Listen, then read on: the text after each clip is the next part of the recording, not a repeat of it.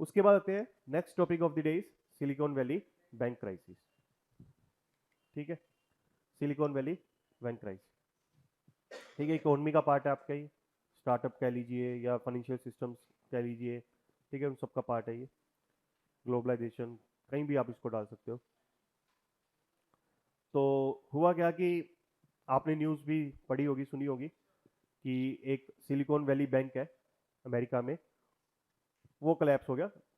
ठीक है, जिसकी वजह से जो है पूरे वर्ल्ड में जो है स्टॉक मार्केट्स जो है गिरने लगी, इंक्लूडिंग इंडिया। ठीक है, और ये जो है कहा जा रहा है कि इससे जो है फिर से रिसेशन पूरे वर्ल्ड में आ सकता है। और अ, ये जो सिलिकॉन वैली बैंक जो कोलैप्स हुआ है, वो कहा जा रहा है कि अमेरिकन हिस्ट्री में सेकंड लार्जेस्ट बैंक था which has been collapsed. Bank collapse होने का मतलब क्या है कि जब वो डिपॉजिटर्स का पैसा वापस ना दे पाए, कि आपने अपने बैंक में मान लीजिए 10 लाख रुपए जमा किए हुए हैं, आप बैंक के पास गए कि मेरे 10 लाख रुपए मुझे विड्रॉ करने हैं, और बैंक अपने हाथ खड़े कर दे कि मेरे पास पैसे नहीं है। ठीक है, तब हम कहते हैं कि वो बैंक कोलैप्स हो गया। ठीक है, क्यों कोलैप्स हो गया? क्योंकि जो आप डिपॉजिट करते हो किसी भी बैंक में, वो बैंक के लिए क्या होती है? लाइबिलिटी होती है। मतलब आपके वो जो पैसे आपने जमा कराए बैंक को लौटाने होते हैं। ठीक है, बैंक ने एक तरह से आपसे उधार ली है। उधार लिए है, इसीलिए जो है बैंक आपको क्या देता है? ब्याज देता है। तो एज अ डिपॉजिटर एक्चुअली में आप क्या हो बैंक के लिए? क्रेडिटर। बैंक के लिए आप क्या हो? क्रेडिटर। आपने बैंक को उधार दी है। समझे? क्लियर? तो जब एज अ क्रेडिटर आप अपने बैंक के पास गए और अपना पैसा वापस मांगने लगे, और उसने आपका जो पैसा था लौटाने से मना कर दिया, तब हम कहते हैं कि वो बैंक कोलैप्स हो गया। ठीक है, समझे? और बैंक्स हो या कोई भी बिजनेस ऑर्गेनाइजेशन हो, वो फेल क्यों होती है, वो कोलैप्स क्यों होती है? हुँ? हाँ। हुँ? देखो, वैसे आप कोई भी रीजंस प्रिस्क्राइब कर सकते हो, चाहे वो मैनेजमेंट फेलियर हो या हाई लॉसेस हो। ठीक है, हाई लॉसेस हो, या आप एनपीए बोल लीजिए कि जो आपने उधार दी थी, जो बैंक ने उधार दी थी, लोन दिए थे, वो रिकवर नहीं हो पाए। ठीक है, सो कोई भी रीजन हो सकता है for failure of organization. But मैं आपको बताऊं कि एक बिजनेस ऑर्गेनाइजेशन, एक कमर्शियल ऑर्गेनाइजेशन फेल क्यों होती है? Because of cash flows. ठीक है, जब उसका कैश फ्लो रुक जाता है, जब उसके हाथ में कैश नहीं होता, ठीक है, टू पे इट्स इमीडिएट क्रेडिटर्स, ठीक है, तब वो जो है ऑर्गेनाइजेशन फेल हो जाती है, क्लैप्स हो जाती है, दिवालिया निकल जाता है उसका। ठीक है, आपके पास कितनी भी एसेट्स हो, कि आपके पास जो है सोना पड़ा है, आपके पास जो है प्रॉपर्टी पड़ी है, उसका कोई वैल्यू नहीं है जब तक कि आपके पास कैश जेब में नहीं है टू पे योर क्रेडिटर्स। कि वो आप उधार जिससे आपने उधार लिए वो आपके घर आ रहे हैं पैसे मांगने, और आप जो है उसकी उधार चुका नहीं पा रहे हो, तो it means you have failed. और वो कैश फ्लो ना होने के कोई भी रीजन हो सकते हैं, जैसे आपने मैनेजमेंट फेलियर कहा, आपने एनपीए कहा, आपने जो है deep losses of the bank कहा, एक्सेट्रा, उसके कोई भी रीजन हो सकते हैं। क्लियर? तो कोई, कहने का मतलब ये है, समझने वाली बात ये है कि अगर कोई ऑर्गेनाइजेशन डीप लॉसेस में भी है, तब भी वो चलती रहती है, provided it has cash flows. किसी ऑर्गेनाइजेशन के जो है मैनेजमेंट फेलियर हो सकता है, कि मैनेजमेंट किसी काम का नहीं था, कि वो इस तरीके से ऑर्गेनाइजेशन को चला रहा था कि लॉसेस पे लॉसेस हो रहे थे, तब भी वो ऑर्गेनाइजेशन चलती रहती है अगर उसके पास कैश पड़े। समझे? तो सिलिकॉन वैली बैंक के साथ क्या हुआ? अगेन डिसरप्शन इन दी कैश फ्लोज। ठीक है, वही कहानी है इसकी, और वही कहानी समझना थोड़ी सी टेक्निकल है। ठीक है, we will cover it in as simple manner as possible. ठीक है, और जैसे जो आपके वो लॉन्गिट्यूड लैटिट्यूड वाला टॉपिक है, ठीक है, उसकी जो डिटेलिंग है वो आपके ज्योग्राफी के टीचर कराएंगे। मैंने तो बस करंट अफेयर के पर्पज से आपको एक ब्रीफ दे दी कि आपको वो टाइम जोन समझ आ जाए, जैसे अर्थ का टाइम जोन सेट होता है वैसे ही हम करना चाहते हैं मून का। समझे? और साल्ट प्लेन्स क्या होते हैं वो भी आपके ज्योग्राफी के टीचर कराएंगे। ठीक है, वो तो हमने बस करंट अफेयर में डिस्कस करना था कि वो रिजीज क्यों बन रहे हैं, या वो पॉलीगनल शेप क्यों आ रही है उनकी। क्लियर? तो इसमें भी कई सारे जो आपके सब टॉपिक्स होंगे वो आपके इकोनॉमिक्स के टीचर अच्छे से कराएंगे, but for the purpose of current affair हम एक ब्रीफ में इसको समझेंगे। ठीक है, और कोशिश करेंगे इसको सिंपल रखें, क्योंकि आप इकोनॉमिक्स की ज़्यादा टेक्निकलिटीज में जाओगे ज़्यादा कंफ्यूज हो जाओगे। ठीक है, तो we will keep it as simple as possible. तो इसमें देखो वैसे तो पूरी कहानी आपके उस नोट्स में लिखी हुई है, ठीक है। तो यहाँ पर जो है सिलिकॉन वैली बैंक ने के साथ क्या हुआ कि ये 1983 में जो है ये बैंक बनाया गया था, ठीक है। और जैसे ही नाम कह रहा है सिलिकॉन वैली, तो ये कैलिफोर्निया में जो सिलिकॉन वैली है वहां पे ये बनाया गया था, ठीक है। जैसे अपने यहाँ पे बैंक का नाम रख देते हैं ना, कर्नाटका बैंक, ठीक है, बैंक ऑफ महाराष्ट्र एक्सेट्रा, वैसे ही जो है उन्होंने उस रीजन के नाम पे बैंक का नाम रख दिया, that is silicon valley bank. और ये बैंक जो है ज्यादातर जो है डिपॉजिट्स किसके लेते था, startups which were based in silicon valley. अब वो पता है सिलिकॉन वैली में ये सारी माइक्रोसॉफ्ट, एप्पल एक्सेट्रा बेस्ड है। जैसे हमारी ज्यादातर जो टेक्निकल टेक स्टार्टअप्स हैं वो कहाँ पे बेस्ड है, बैंगलोर में। वैसे ही वहाँ पे जो है सिलिकॉन वैली एक जगह है, वहीं पर जो है दीज स्टार्टअप्स आर बेस्ड, ठीक है। तो इन स्टार्टअप्स के साथ ये ज्यादातर डीलिंग्स करता था, मतलब स्टार्टअप्स की डिपॉजिट्स अपने पास रखता था और स्टार्टअप्स को क्या देता था, लेंडिंग करता था या उनके शेयर्स में इन्वेस्ट करता था एक्सेट्रा, या एंजल इन्वेस्टर्स को उधार दे दी, या वेंचर कैपिटलिस्ट को उधार दे दी एक्सेट्रा। एंजल इन्वेस्टर्स या वेंचर कैपिटलिस्ट कौन होते हैं, जो स्टार्टअप्स में पैसा लगाते हैं, ठीक है। एंजल लाइक फरिश्ते, है ना। वेंचर मतलब जोखिम, है ना, कि कोई वेंचर कैपिटल की अगर आप हिंदी में वर्ड देखोगे जोखिम पूंजी की, मतलब आप एक ऐसे बिजनेस में लगा रहे हो जो अभी अर्ली स्टेज पे है, आप उसमें पैसा लगा रहे हो, वो बिजनेस जो है फेल भी हो सकता है और बहुत ज्यादा सक्सेसफुल भी हो सकता है। तो हर बिजनेस जो है, खासकर जो कुछ नया बिजनेस करना चाह रहे हैं, कोई नया प्रोडक्ट जो है मार्केट में लॉन्च करना चाह रहे हैं, नए तरीके से जो है बिजनेस करना चाह रहे हैं, वो स्टार्ट अर्ली स्टेज में एक रिस्की ही होता है। जैसे अमेजोन है 1998 में स्टार्ट हुई, तो at that time it was a risky business कि हर चीज आप कैसे डिलीवर कर लोगे to every home on this planet earth, है ना। उस टाइम तो वो एक रिस्की बिजनेस दिख रहा था, लेकिन जिन्होंने अमेजोन में पैसा लगाया, आज वो करोड़पति क्या, अरबपति क्या, खरबपति क्या, वो ट्रिलियन पति है ना। तो मतलब इतना पैसा उन्होंने कमाया उसमें, समझे। अब एप्पल थी, वो कंप्यूटर्स बनाना चाह रहे थे या स्मार्टफोन्स बनाना चाह रहे थे, या पहले वो आईपॉड भी आते थे म्यूजिक के लिए, वो बनाना चाह रहे थे। वो सब प्रोडक्ट क्या थे, रिस्की थे, मार्केट में चले ना चले। लेकिन जो उसमें पैसा लगाता है स्टार्टिंग में, बिल्कुल जब वो एप्पल कंपनी खड़ी हो रही है, तब वो कौन कहलाता है, एंजल इन्वेस्टर। जो थोड़े टाइम बाद लगाते हैं उसको वेंचर कैपिटलिस्ट बोलते हैं, समझे, क्लियर। तो ये एंजल इन्वेस्टर्स और वेंचर कैपिटलिस्ट को भी क्या देती थी, उधार देती थी, समझे। तो हुआ क्या कि जो सिलिकॉन वैली बैंक था वो अमेरिका का 17th लार्जेस्ट बैंक था, 17th, ठीक है।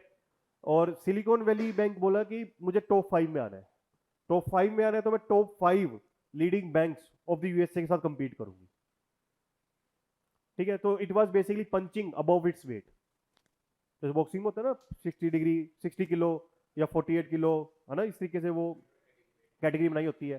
तो अगर आप हाइयर कैटेगरी में जो है अगर कंपीट करोगे तो 2 मुक्कों में ही गिर जाओगे, बिकॉज वो आपकी कैटेगरी नहीं है। So it was punching above its weight, ठीक है। कैसे कर रही थी वही मैं आपको एक्सप्लेन करूंगा। तो देखो इस कहानी में जो है मेन विलन कौन है, एक है कोरोना पेंडेमिक और दूसरा एनी गैसेस, यूक्रेन रशिया वॉर। इन दो राहु केतु ने ही जो है सिलिकॉन वैली बैंक को डुबा दिया, ठीक है। कैसे, अब कोरोना पेंडेमिक हुआ जिसकी वजह से जो है सारे बिजनेसेस को शट डाउन कर दिया गया, लोगों को बोला गया कि घर रहो एक्सेट्रा, ठीक है। जब लॉकडाउन ओवर हुआ, ठीक है, तो there was a recession in the economy, क्योंकि लोगों के पास कोई इनकम थी ही नहीं, घर बैठे थे, किसी ने कुछ कमाया ही नहीं, ठीक है। तो फिर फेडरल बैंक जो है वहां पर, वहां का जो सेंट्रल बैंक है, वहां का जो आरबीआई है अमेरिका का, उसने क्या किया, इंटरेस्ट रेट्स को कम करना स्टार्ट कर दिया। होता क्या है कि जो सेंट्रल बैंक होता है, जैसे हमारा आरबीआई है, वो बैंक्स को उधार देता है पैसा, ठीक है। बैंक्स आपको आगे उधार देती हैं, चाहे वो कस्टमर्स को दे ताकि आप कोई मान लीजिए नया फ्रिज, कार, घर एक्सेट्रा खरीद सको, या बिजनेसेस को देते हैं पैसा उधार कि वो नई फैक्ट्री लगा सके, कोई दुकान खोल सके, कुछ भी कर सके, ठीक है।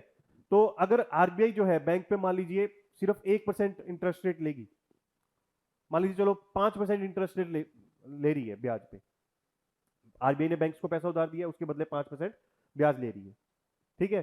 तो बैंक्स जो है आपको आगे कितने पे उधार देंगे, 10% पे, मे बी 8% पे, मे बी 6% पे, but it would be definitely greater than the interest rate which RBI has charge from banks. ठीक है, क्योंकि यही इंटरेस्ट का जो गैप है, डिफरेंस है, वही बैंक की क्या है, कमाई है। कि बैंक किस चीज का व्यापार करता है, पैसों का, कि वो पैसा आपसे लेता है, आगे उधार पे देता है। आपसे पैसा लिया, उसने ब्याज दिया, और आगे उसने उधार दिया, उस पर भी ब्याज लिया।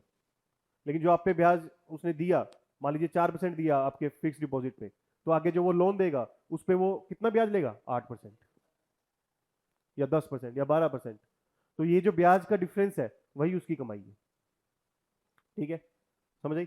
अगर मान लीजिए आरबीआई जो है ब्याज को कम कर देती है, 1% पे ले आती है, मान लो हाइपोथेटिकली, ठीक है, तो बैंक आपसे कितना फिर आपको जो है कितने ब्याज पे जो है लोन देगा, 4% और मे बी 2%, है ना, समझे। तो मान लीजिए आरबीआई ब्याज कम करती है, तब बैंक भी आगे ब्याज कम कर देगा। जो आप ब्याज कम कर देगा, जो बैंक भी जो आपको लोन देता है उस पर ब्याज कम कर देगा। ठीक है, तो इससे क्या होगा, आपको लोन मिलना आसान हो जाएगा। लोन मिलना आसान हो जाएगा तो आप क्या करोगे, ज्यादा से ज्यादा लोन लेंगे। ठीक है, ज्यादा से ज्यादा लोन लोगे तो एज ए कस्टमर आप बाजार में जाओगे, कुछ ना कुछ खरीदोगे उस लोन से, है ना। कोई कार खरीदोगे, कोई फ्रिज खरीदोगे, कोई जो है मोबाइल खरीदोगे, एक्सेट्रा। तो इससे क्या होगी, डिमांड बढ़ेगी। डिमांड बढ़ेगी तो ये फैक्ट्रीज क्या करेंगे, इन प्रोडक्ट्स की प्रोडक्शन करनी स्टार्ट कर देंगे। ठीक है, इन प्रोडक्ट्स की प्रोडक्शन करनी स्टार्ट कर देंगे तो वहां से इंप्लॉयमेंट जनरेट होगा, क्योंकि they will hire people to produce these things. ठीक है, उसके बाद जो है जो जो ये फैक्ट्री ओनर्स है उनको भी इजी टर्म्स में अब लोन मिल रहा है, सिर्फ 1 या 2% पे ब्याज पे उनको लोन मिल रहा है। तो वो भी क्या करेंगे, ज्यादा से ज्यादा लोन उठाएंगे और ज्यादा से ज्यादा प्रोडक्शन करने की कोशिश करेंगे। तो इस तरीके से इकोनॉमी रिवाइव हो जाएगी कि नहीं हो जाएगी। जो डिप्रेशन आया था, जो मंदी आई थी, जो बाजार में सामान कुछ बिक नहीं रहा था, कोई खरीद नहीं रहा था, एक्सेट्रा, वो पीरियड जो है रिसेशन का चला जाएगा। ठीक है, यही जो है literally federal bank of America ने किया। वहां पर जो है उसने जो बैंकों को वो उधार देती थी, ठीक है, बैंकों को जो वो लोन देती थी, उस पे ब्याज रेट जो है लिटरली 1% कर दिया। लिटरली इट वाज 1% और इट वाज अराउंड 0.75% और 0.5% एक्सेट्रा, इतना कम कर दिया। तो आगे बैंक्स ने भी क्या किया, कस्टमर्स के लिए जो है लोन पे इंटरेस्ट रेट कम कर दिया। वहां पर जो है जो टॉप बैंक्स थे अमेरिका के, वो 1.5% जो है इंटरेस्ट रेट चार्ज कर रहे थे फॉर द लोन। और एवरेज लगा लो कि जो वहां पे इंटरेस्ट रेट चार्ज की जा रही थी बाय द बैंक्स, वो कितनी थी, 2%, जस्ट 2%। आई समझ। तो फिर क्या हुआ कि वहां का जो फेडरल बैंक है उसने नोट पे नोट प्रिंट भी करने स्टार्ट किए, क्योंकि जो वो लोन देगी बैंक को, वो क्या करेगी, नई करेंसी छाप के दे देगी, है ना। नए डॉलर छापे, बैंक को पकड़ाए एट 1% इंटरेस्ट रेट, आगे बैंक ने वही नोट जो है आपको लोन पे दे दिए एज 2% इंटरेस्ट रेट। समझ आई। तो यहां तक तो कहानी ठीक थी। आगे क्या हुआ कि सिलिकॉन वैली बैंक ने डिसाइड किया कि वो टॉप 5 बैंक्स के साथ कंपीट करेगी।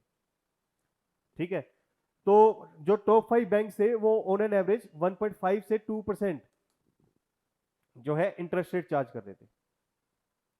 ठीक है, 1.5 से 2% जो है इंटरेस्ट रेट चार्ज कर रहे थे फॉर द डिपॉजिट्स, और लगभग आप कह लीजिए 2.5% वो चार्ज कर रहे थे फॉर द लोन। कि अगर आपको पैसा जमा कराना है बैंक में तो आपको 1.5% मान लीजिए ब्याज मिल जाएगा, और अगर आपको उधार लेनी है तो 2.5% पे आपको उधार मिल जाएगी, लोन मिल जाएगा।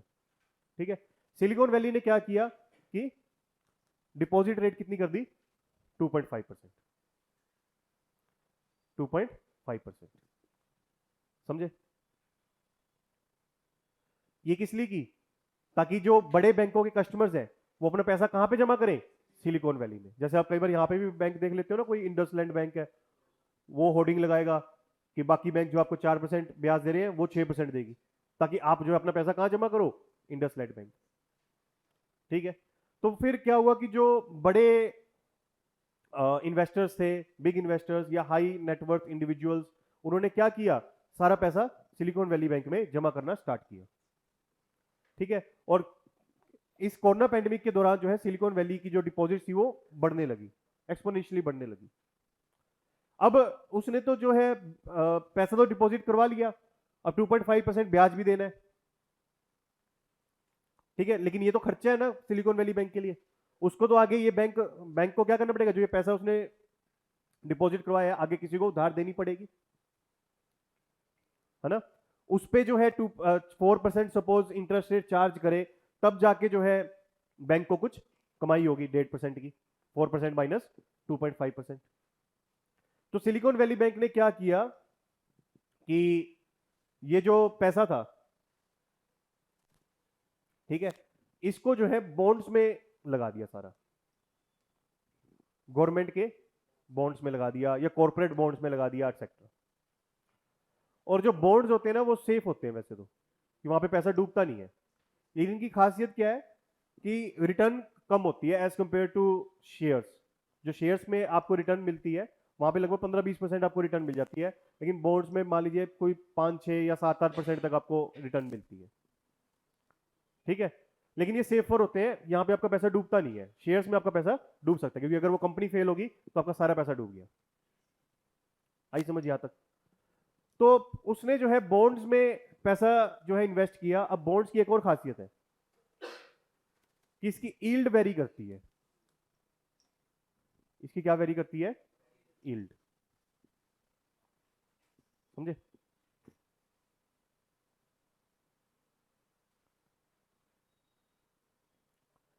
अब यील्ड का क्या कॉन्सेप्ट है, इसको ध्यान से समझना, थोड़ा टेक्निकल हो जाएगा।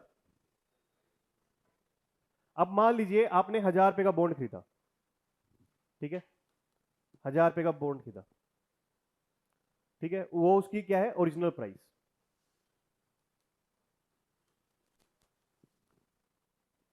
ठीक है, आपने 1000 रुपए का बॉन्ड खरीदा, इस पर मान लीजिए आपको 6% ब्याज मिलेगा, तो आपको कितना ब्याज मिलेगा इसमें? 60 रुपए। ठीक है, आई समझ? तो ये 60 रुपए क्या है? इंटरेस्ट। और नीचे क्या है? Original price. ठीक है, अब मान लीजिए बैंक आपको जो है 2% इंटरेस्ट दे रहा है, तो अगर आप 1000 रुपए बैंक को देते हो तो आपको कितना पैसा मिलेगा? 20 रुपए मिलेगा ना। तो आपको जो है फायदा किसमें मिलेगा, बैंक में पैसा रखने से या बॉन्ड्स में? बॉन्ड्स में। समझे? लेकिन बॉन्ड्स की जो सप्लाई है वो लिमिटेड है, बॉन्ड्स की जो सप्लाई है वो लिमिटेड है। ठीक, तो आपको क्या करना पड़ेगा, जिसके पास अभी बॉन्ड है उससे खरीदना पड़ेगा। ठीक, अब मान लीजिए रमेश के पास जो है ये बॉन्ड है, ठीक है, अब आप रमेश से खरीदना चाहते हो, तो क्या रमेश, आपको लगता है कि वो 1000 रुपए में आपको बॉन्ड बेचेगा? कितने में बेचेगा? 1020 में, या 1050 में, या 1060 में, या 1100 में भी, है ना। तो मान लीजिए वो आपको 1100 में या 1200 रुपए में जो है बॉन्ड बेचता है, लेकिन आपको ब्याज कितना मिलेगा? 60 रुपए ही मिलेगा, that is 6% on the original price of the bond. ब्याज हमेशा आपको 60 ही मिलेगा। ठीक है, तो नीचे क्या है? Market price of the bond, ऊपर क्या है? Interest rate. तो अब ये कितना होगी? 5% लगभग होगी ना, 5%, 5% होगी ना। तो ये 5% क्या है? यील्ड। 5% क्या है? यील्ड। समझे? इनफैक्ट रमेश आपको 1200 में भी नहीं बेचेगा, वो और प्राइस बढ़ाएगा, अगर 1300 में लेना हो तो ले, वरना जा। तो अगर 1300 में भी बिकता है तब भी यील्ड क्या है? लगभग 4 पॉइंट समथिंग परसेंट। अगर वो आपको बोले कि 1400 में बेचूंगा, तब भी आप खरीदने के लिए तैयार हो जाओगे, तब भी जो है यील्ड कितने की होगी? लगभग 3 पॉइंट समथिंग, तब भी ज्यादा है, ग्रेटर देन बैंक जो इंटरेस्ट रेट आपको दे रहा है। अगर वो आपको बोले 1500 में दूंगा मैं, अगर वो बोले जो मैं बॉन्ड है वो 1500 रुपए में दूंगा, तब भी यील्ड कितनी होगी 2.5%, तब भी बैंक की इंटरेस्ट रेट से ज्यादा है, तब भी आप खरीदने के लिए तैयार हो जाओगे क्योंकि आपको उसमें तब भी फायदा हो रहा है। आई समझ? क्लियर? तो ये यील्ड होगी ना, समझ रहे हो? तो जब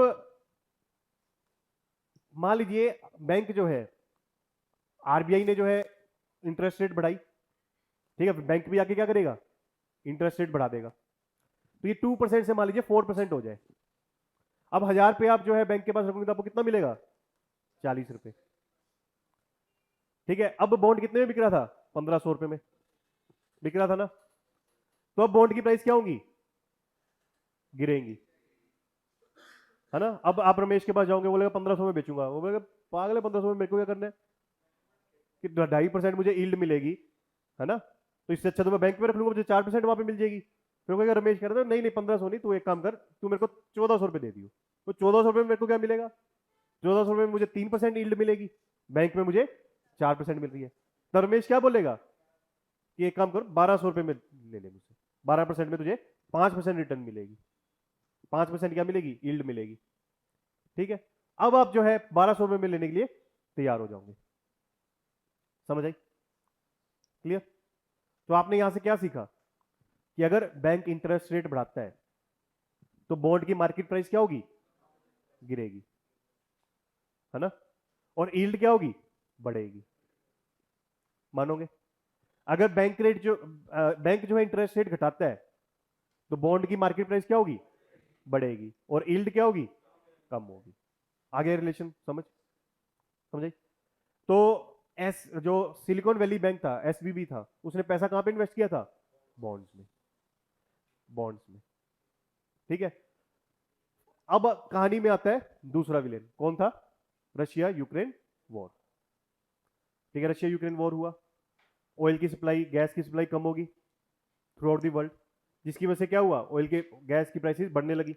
ऑयल गैस की प्राइसेस बढ़ती है तो क्या आती है, महंगाई, क्योंकि हर जगह जो है ऑयल एंड गैस का इस्तेमाल होता है, आपकी इलेक्ट्रिसिटी प्रोड्यूस करने में ऑयल एंड गैस का इस्तेमाल होता है, ट्रांसपोर्टेशन सेक्टर में ऑयल एंड गैस का इस्तेमाल होता है, ठीक है। अपने आप हर प्रोडक्ट का प्राइस क्या होगा, बढ़ेगा, क्योंकि ट्रांसपोर्टेशन कॉस्ट, इलेक्ट्रिसिटी कॉस्ट जो है बढ़ गई है।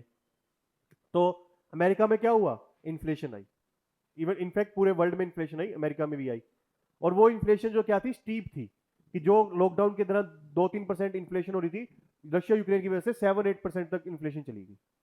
तो एकदम से सडन इन्फ्लेशन होगी तो आरबीआई या सेंट्रल बैंक जो होता है किसी भी कंट्री का, वो क्या करता है, रेपो रेट बढ़ा देता है, ये जो इंटरेस्ट जो है बढ़ा देता है, जो वो बैंक को लोन देता है उस पर इंटरेस्ट रेट क्या करता है, बढ़ा देता है, ठीक है।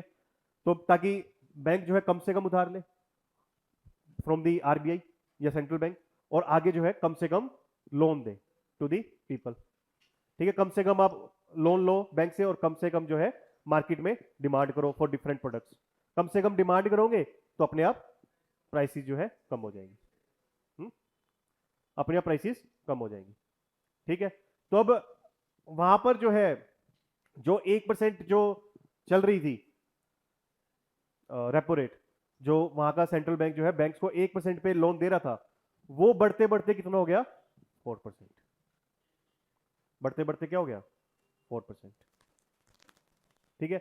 अब बैंक्स जो है आपको कितना इंटरेस्ट दे रहे होंगे, कम से कम 5% लगा लो चलो, ठीक है। इतना डिपॉजिट पे जो है आपको इंटरेस्ट देंगे ना, कि आप कोई पैसा जो है बैंक में रखते हो तो कितना आपको ब्याज मिलेगा, 5%। आई समझ? उसके बाद जो है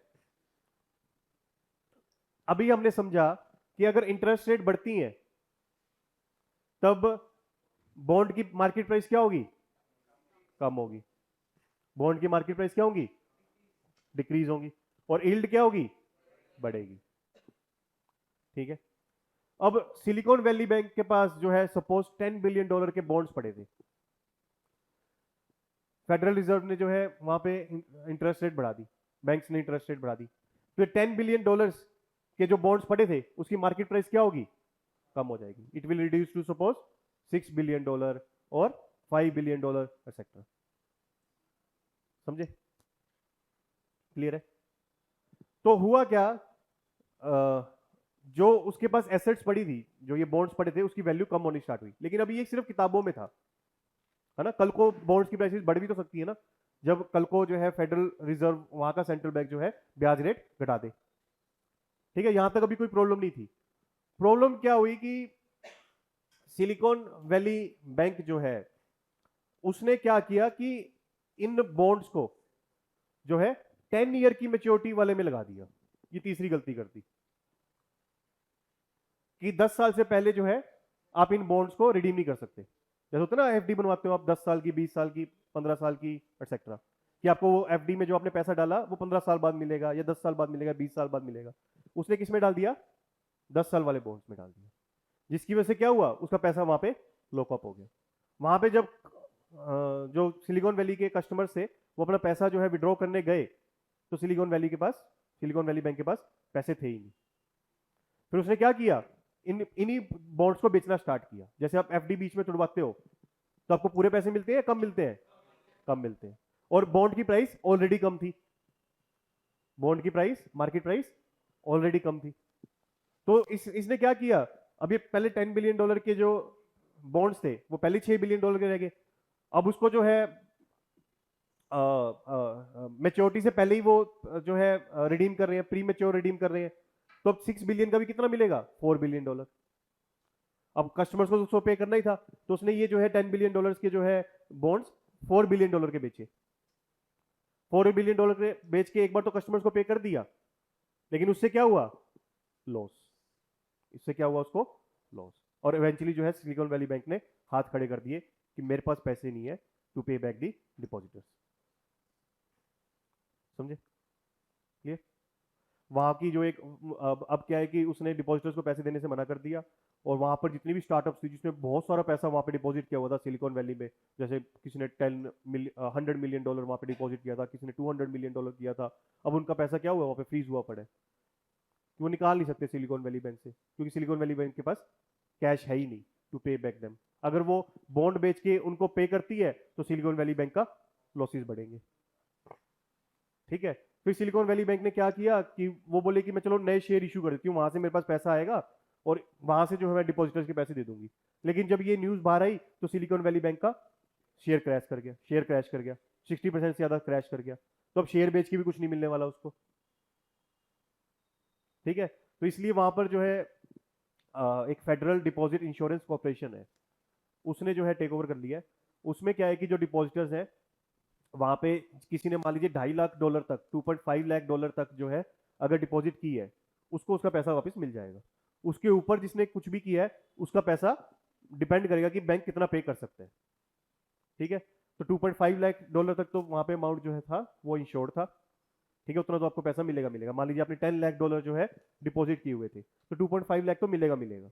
बाकी 7.5 में से डिपेंड करता है कि बैंक कितना आपको रिपे कर पाएगा। कि बैंक की मान लीजिए क्षमता हुई कि वो आपको सिर्फ $2 लाख तक ही आपको रिपे कर पाएगा, तो आपके 5.5 जो $1 लाख है वो आप कह लीजिए कि पानी में चले गए, वो आपको कभी भी रिटर्न नहीं होंगे। वो $5.5 का आपको नुकसान उठाना पड़ेगा।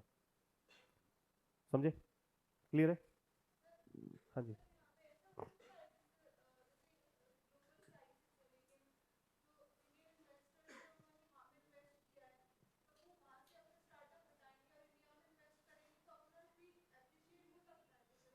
हाँ, उस पे आते हैं अभी कि इंडिया पे क्या इंप्लीकेशंस होंगी। ठीक है, इसको अभी हम समझते हैं।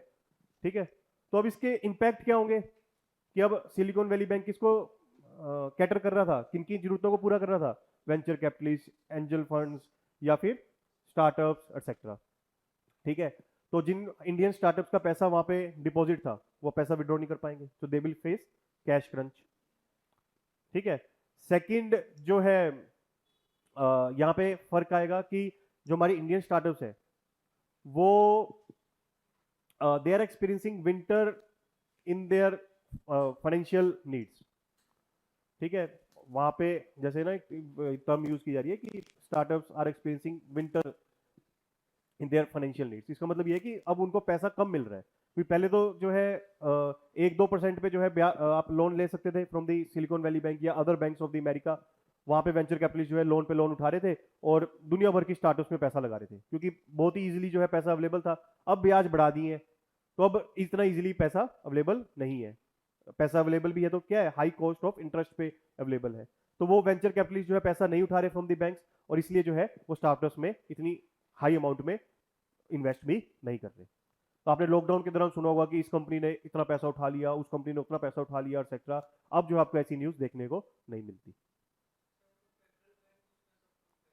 हुँ? किसको? ये किसको कर दे? वो तो लेगा एक्शन, वो तो करेगा, ठीक है। वो जैसे हमारे आरबीआई इंटरवीन करता है वैसे ही वो भी करेगा, ठीक है। बट ये है कि शॉर्ट टर्म में जो है आपको काफी लॉस देखने को मिलेगा, ठीक है। कि वेंचर कैपिटलिस्ट को पैसा नहीं मिलेगा तो वो आगे स्टार्टअप्स में कैसे इन्वेस्ट करेंगे? जिनका पैसा, जिन स्टार्टअप्स का वहां पे पैसा पड़ा है, वो अपना पैसा विड्रॉ नहीं कर पाएंगी। जैसे एग्जांपल के तौर पे एयरबीएनबी, नाम सुना है ना? वो kind of hotel booking app है इन अमेरिका।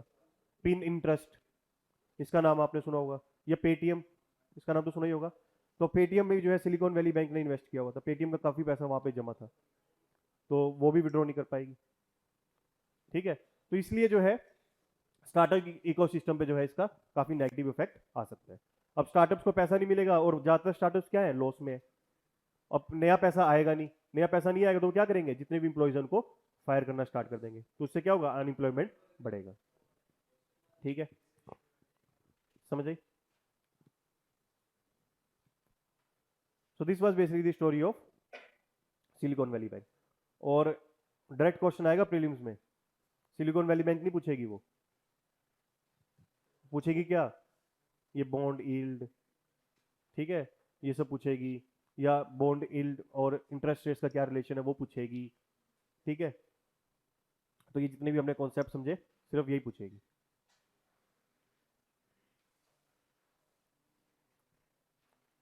क्लियर है? और सिलिकॉन वैली बैंक पे जो है क्वेश्चन आ सकता है आपका मेंस पे, डायरेक्ट ना पूछे आपसे, स्टार्टअप पे पूछ ले, ठीक है।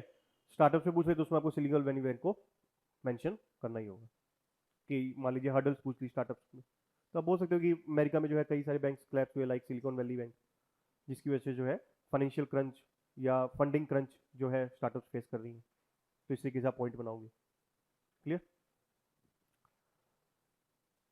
तो उसके बाद आते हैं कि इंडिया पे इम्प्लीकेशंस क्या है। इसमें एक और पॉइंट है कि एक ना वो थे, आपने इकोनॉमिक्स में पढ़ो, बासेल नॉर्म्स, है ना? बेसल बोल देते हैं उसे, बासेल है इसकी प्रोनाउंसिएशन, ठीक है। बासेल नॉर्म्स है, ये स्विट्जरलैंड में एक जगह है बासेल, ठीक है। तो वहां पर जो है सभी कंट्रीज के जो सेंट्रल बैंक के गवर्नर से वो बैठे, और उन्होंने जो है रेगुलेशंस बनाई, ताकि वो अपने अपने कंट्रीज में के बैंक्स पे जो है अप्लाई कर सके, ताकि जो फाइनेंशियल सिस्टम है, जो बैंकिंग सिस्टम है, वो स्टेबल रहे। इस तरीके से जो ये बैंक्स है वो क्लैप्स ना हो, ठीक है। उसमें काफी सारी रेगुलेशंस हैं। तो इसमें जो काफी स्ट्रिक्टर रेगुलेशंस थी ना, उसको अमेरिका में फॉलो नहीं किया जा रहा। मतलब American banks are not following the stricter regulations of Basel. हाँ, इंडियन बैंक्स फॉलो कर रहे हैं, बट वो नहीं कर रहे। क्यों? क्योंकि जो वहां के बैंक्स थे वो लॉबी कर रहे थे अगेंस्ट द फेडरल रिजर्व, कि जो बासेल नॉर्म्स हैं वो उन पे अप्लाई ना हो। That's why there was soft regulations in America, ठीक है। समझ आई? और उसके बाद रन ऑन द बैंक हो सकता है। रन ऑन द बैंक मतलब कि आप जो है एक वक्त पे जो है सभी डिपॉजिटर्स अपना पैसा विड्रॉ करने के लिए बैंक के पास चले जाएं, तब उस केस में बैंक जो है आपका पैसा नहीं लौटा पाएगा। कोई भी बैंक नहीं लौटा पाएगा, इंडिया का भी कोई बैंक नहीं लौटा पाएगा, वर्ल्ड में कोई भी बैंक जो है आपका पैसा जो है लौटा नहीं पाएगा, अगर एक वक्त में सभी डिपॉजिटर पैसा मांगने चले जाए। क्यों? क्योंकि जो आपने पैसा जमा किया था बैंक के पास, वो उसने आगे लोन दे दिया। बैंक के पास इतना पैसा है ही नहीं। बैंक जो है थोड़ा बहुत पैसा रखता है, ताकि जो थोड़े बहुत डिपॉजिटर्स पैसा विड्रॉ करने के लिए आते हैं उसको दे सके। क्योंकि बैंक को पता है कि हर कोई जो है एक वक्त में पैसा विड्रॉ करने नहीं आएगा। समझे? कि आपका मान लीजिए पैसा आपने डिपॉजिट किया, मैंने आगे लोन दे दिया, ठीक है। अगले दिन आप आगे डिपॉजिट करने, तो मैंने आपका डिपॉजिट रख लिया।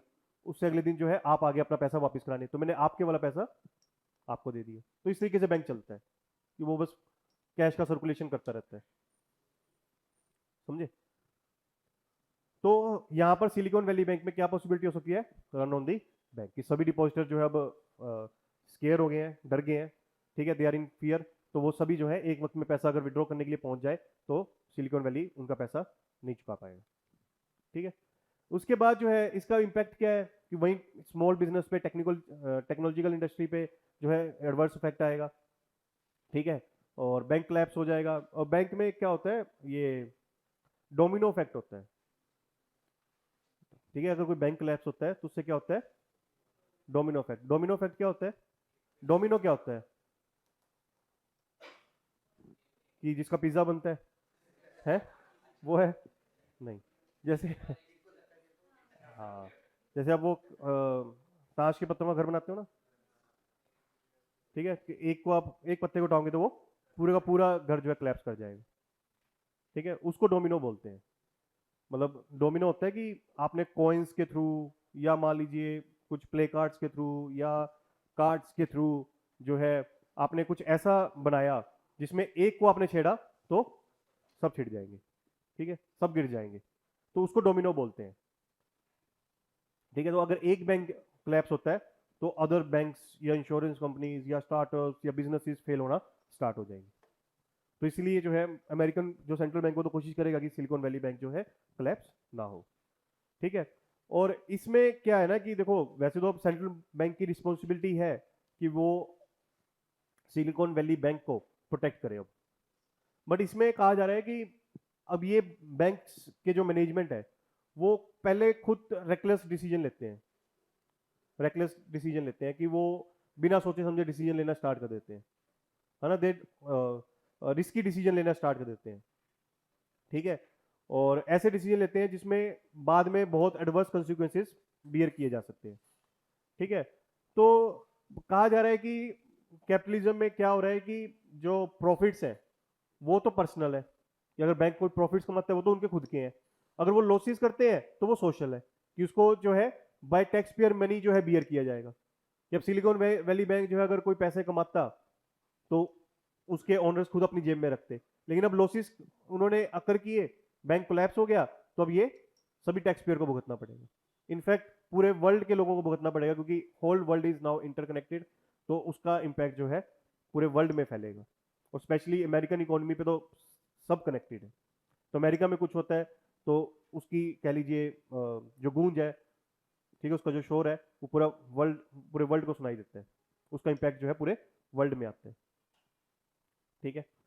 तो अब इंडिया पे क्या इम्पैक्ट हो सकता है, वैसे तो देखो इंडिया का थोड़ा मिनिमल एक्सपोजर है टू दी यूएस लेंडर्स, ठीक है, लेकिन फिर भी कुछ कुछ कंपनीज हैं जो सिलिकॉन वैली बैंक के साथ कनेक्टेड थी, तो उन पे जो है एडवर्स इफेक्ट आ सकता है, जैसे मैंने बताया आपको पेटीएम, ठीक है। उसके बाद जो है इंडियन बैंक्स के जो एनपीए है वो इंप्रूव हो रहे हैं, ठीक है, पहले 9-10% थे वो 5% पे हो गए हैं। एनपीए मतलब जो बैंक ने लोन दिया वो रिकवर नहीं हुआ, जो बैंक ने लोन दिया वो रिकवर नहीं हुआ, ठीक है, कि किसी ने बैंक से लोन लिया था, मान लीजिए होम लोन या कार लोन एक्सेट्रा, वो उसने वापस पे नहीं किया, ठीक है, वो एनपीए होता है, वो बैंक का नुकसान होता है, वो इंप्रूव हो रहे हैं। उसके बाद जो है capital to risk weighted asset ratio जो है वो इंप्रूव हो रहा है। कैपिटल का मतलब क्या है, कि बैंक के पास खुद का पैसा कितना पड़ा है, कैपिटल का मतलब होता है पूंजी, कि आपके पास खुद का पैसा कितना है, ठीक है, उसको न्यूमरेटर में रखो, नीचे रखो risk weight asset, risk weighted assets. Bank के लिए एसेट्स क्या है, डिपॉजिट्स या लोन, लोन, क्योंकि मैंने आपको स्टार्टिंग में क्या बताया लेक्चर के, कि डिपॉजिट जो है बैंक की क्या है, लाइबिलिटी, कि पैसा वापस देना है। लोन जो है बैंक के लिए क्या है, एसेट, एसेट का मतलब क्या होता है, प्रॉपर्टी, यानी कोई चीज जो आपकी है, ठीक है। तो वो कुछ भी हो सकती है प्रॉपर्टी, एसेट मतलब कि आपका घर हो सकता है वो आपकी प्रॉपर्टी है, आपकी कंप्यूटर आपकी प्रॉपर्टी है, आपकी बाइक, आपका कार, आपके कपड़े, सब आपकी प्रॉपर्टी, आपकी एसेट है। तो ऐसी जो बैंक ने लोन दिया है किसी को, वो क्या है, उसका एसेट, क्योंकि वो पैसा बैंक का है, बैंक को उससे अपना पैसा वापस लेना है, ठीक है। Cash is also your property, जो आपकी जेब में पैसा पड़ा है वो क्या है, आपकी प्रॉपर्टी, एसेट है। तो जब वो बैंक ने किसी और को दिया हुआ है तो वो पैसा बैंक है, तो बैंक को वो पैसा वापस लेना है, that's why it's also asset of bank, ठीक है। तो इन एसेट्स में जो रिस्क वेटेड है, मतलब जिन पे डिफॉल्ट हो सकता है, वो लोन जो शायद रिकवर ना हो, ठीक है। उसको आप डिनोमिनेटर में रखो, उसको फिर मल्टीप्लाई करो विद 100।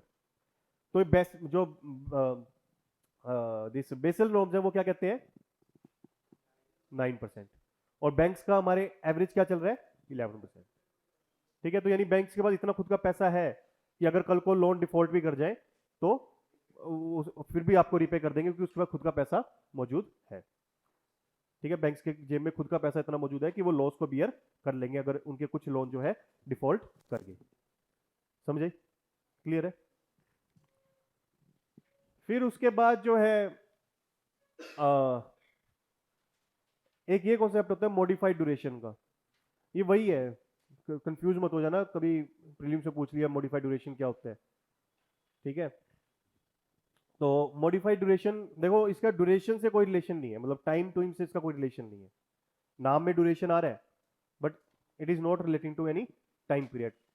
ठीक है, इसका मतलब क्या है कि इसमें ना स्टैटिस्टिकल टूल है ये।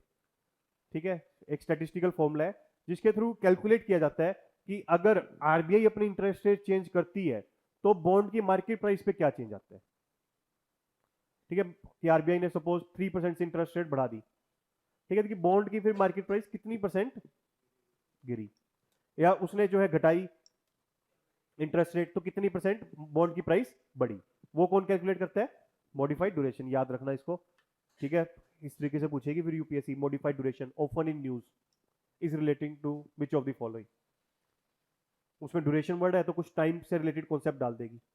आप जो है मैच करोगे, टाइम टाइम ड्यूरेशन मैच हो रहा है उसको लगाए होंगे, but it is no way related to any time concept. It is just a formula to measure the relationship between interest rates which is being fixed by the central bank and the bond prices।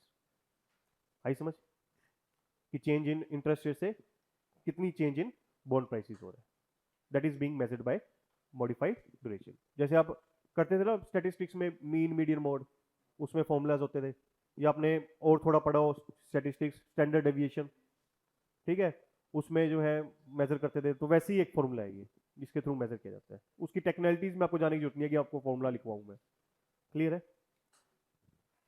उसके बाद India को benefits क्या हो सकता है कि अब US में जो है बॉन्ड्स में तो कुछ मिल नहीं रहा, बॉन्ड यील्ड्स जो है घट रही है, तो अपना पैसा कहाँ पे इन्वेस्ट करेंगे, वो इंडिया में, इंडिया के शेयर्स में इन्वेस्ट करें। ठीक है, वहां पे उनको अच्छा रिटर्न मिलेगा, अच्छा रिटर्न मिलेगा तो इंडिया को क्या मिलेगी, फॉरेन इन्वेस्टमेंट। ठीक है, उसके बाद जो है इंडियन कॉर्पोरेट्स भी जो है फॉरेन लेंडिंग ले रहे थे कि अमेरिका के बैंक से उधार ले रहे थे, वो भी अब क्या करेंगे, इंडिया से ही उधार लेनी स्टार्ट कर देंगे, मतलब इंडियन बैंक से ही उधार लेनी स्टार्ट कर देंगे। ठीक है, समझे। अब यहाँ पे एक कॉन्सेप्ट दिया हुआ है डेप्रिसिएशन का। ठीक है, तो उसमें कंफ्यूज मत हो जाना ये कैसे होता है। देखो ये भी बहुत सिंपल सा कॉन्सेप्ट है। देखो क्या है कि आज डॉलर की प्राइस कितनी है, 80 रुपए। ठीक है, तो यानी करेंसी की भी एक प्राइस है जिसको आप खरीद सकते हो अपनी डोमेस्टिक करेंसी में। जैसे आप चेयर खरीदते हो 500 रुपए का है, ठीक है, मान लीजिए, तो चेयर की प्राइस है ना, आपके कपड़ों की प्राइस है, तो ऐसी करेंसी की भी प्राइस है कि आप कितने रुपए में जो है डॉलर खरीद सकते हो, कितने रुपए में पाउंड खरीद सकते हो, कितने रुपए में येन खरीद सकते हो, एक्सेट्रा। समझे, क्लियर। तो आज $1 कितने का है, 80 रुपए का। कल को मान लीजिए 90 रुपए का हो जाए, ठीक है, तो डॉलर क्या हुआ है, एप्रिशिएट, कि डॉलर के भाव बढ़ गए, है ना। और रूपी क्या हुआ है, डेप्रिशिएट, क्योंकि रूपी के भाव कम हुए हैं, है ना, क्योंकि अब आपको ज्यादा पैसे देने, ज्यादा रुपए देने पड़ेंगे टू परचेस सिंगल डॉलर। अगर ये डॉलर जो है 70 रुपए का हो जाए तो डॉलर क्या हुआ है, depreciate, but at the same time रूपी एप्रिशिएट हुई है, क्योंकि आपको कम रुपए देने पड़ेंगे टू परचेस सिंगल डॉलर। आ रही है समझ। तो हम क्या कह रहे हैं, रूपी डेप्रिशिएट, यानी 70 का डॉलर कितने का हो गया, 80 का मान लीजिए, है ना। अगर रूपी डेप्रिशिएट हो रहा था इसका मतलब क्या है, 70 का डॉलर 80 में हो गया। ठीक है, तो अब इसके फायदे नुकसान दोनों होते हैं। ठीक है, समझे। तो अब जैसे कोई फॉरेन इन्वेस्टर है, मान लीजिए एलन मस्क है, वो इंडिया में कोई फैक्ट्री लगाना चाहता है, वो $1 बिलियन लेके आएगा अपने साथ। तो पहले 70 रुपए का $1 था, $1 बिलियन कितने का हो जाएगा, 7,000 करोड़। यानी वो आरबीआई को $1 बिलियन देगा तो $2 में पैसे लाएगा। ठीक है, $1 बिलियन कहां पे जमा करेगा वो? आरबीआई को। आरबीआई उसको कितने पैसे दे देगी? 7,000 करोड़।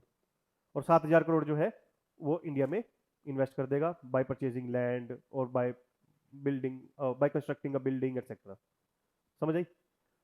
अब मान लीजिए $1 ₹80 का हो गया, तो अब आरबीआई उसको कितना पैसा देगी? 8,000 करोड़।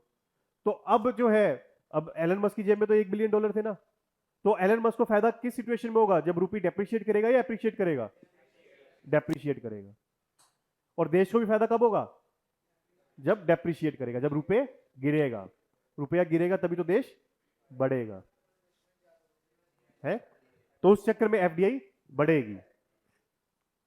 समझ आई? अगर आप मान लीजिए अमेरिका के किसी बैंक से उधार ले रहे हो,